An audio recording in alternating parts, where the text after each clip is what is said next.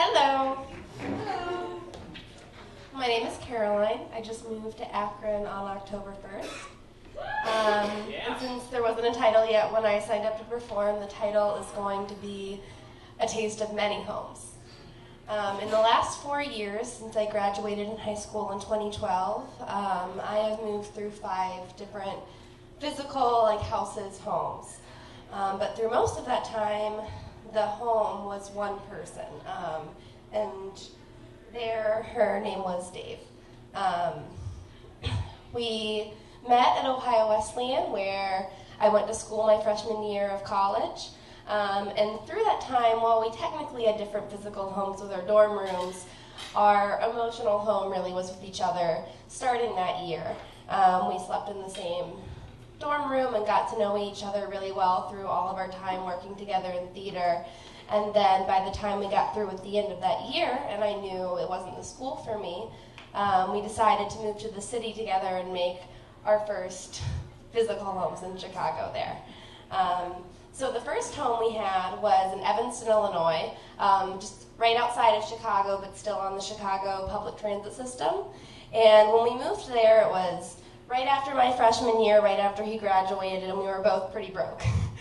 So when my mom first came to visit, she came and was, looking around my new apartment, looking around my fridge, and I was showing her all of our food from our grocery shopping at Aldi. I'm trying to give you a real actual taste of home to stay to the prompt.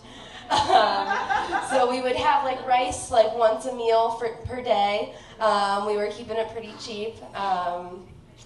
And it was when I was really finding myself as a woman outside of living with my family. Because even when I was in my first freshman year of college, my home wasn't really the college campus. It was still back home with my family. But when I moved to Chicago, home became not even really the apartments I would live with Dave, but just Dave in general. We were the home base for each other. So even though in the beginning, the taste of home you would get was pretty cheap, not a lot. We didn't have much in the beginning, but we did have each other, and that was home. And so our second home that we physically had when we lived in Chicago was in Wrigleyville, near Wrigley Field, really close to downtown, and that's where we had some money. We were able to really experience the city, start to going to some shows, and start really not having to spend all my time figuring out how to pay my rent, keep my home, but be able to experience the home of the city that I lived in and get to know people there and get to know people through activism. So I did a lot of work with Greenpeace and did a lot with LGBT stuff and was able to find communities within the community that was in what I called my definition of home of a city. I started to find it within these groups of people who believed similar things to me. And I think what really made the biggest difference in how I looked at home was I had looked at home as this person for so long, and any community I ingrained myself in was not on my own, but was very linked to Dave and who Dave was as a person. So, we would do all of these rallies and different experiences together, but I didn't really see myself as my own identity of viewpoints, but one that was the two of us. So then this year, when I made my new home, no longer Chicago with Dave, but Akron, Ohio, I started having to figure out how a home can be not a person, but can be myself.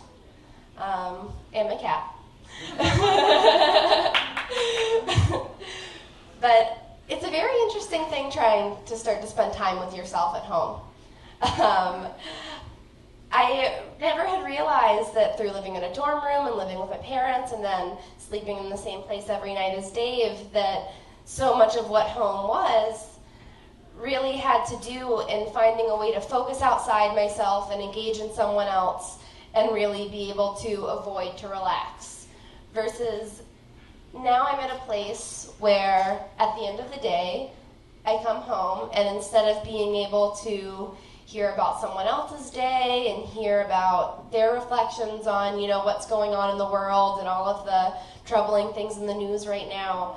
I'm really coming home and I lay down in bed and it's me and it's my thoughts that I can look back on all of these things going on that affect me as a queer woman in this world today. And I have to say the thoughts get a lot more scary when you're by yourself dealing with them.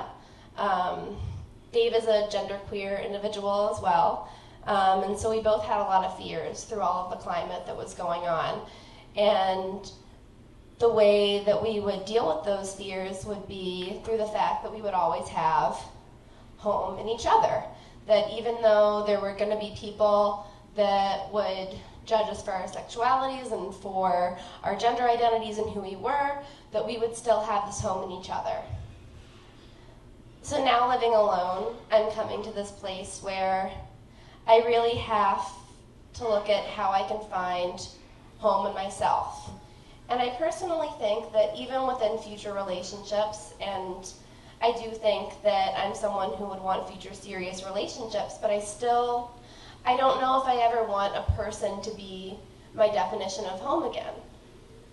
I really think that these last few months of trying to figure out ways in which my own body, my own hobbies, my own ideas can be what I come to as home is really a much better way to feel this personal safety, to feel that the way I view the world and the way that I view what I deserve and respect as, through the things that I go through and that people judge, that my own views of that, hey, you're strong, no one should judge you for, your sexuality or your gender, who you are, that I don't have to look for the validation in someone else to be my home telling me that's okay, but that can be within my own heart, my own apartment, my own safe space. So, yeah, I just wanted to talk about how my view of home has changed as I found my own home. So thank you guys very much.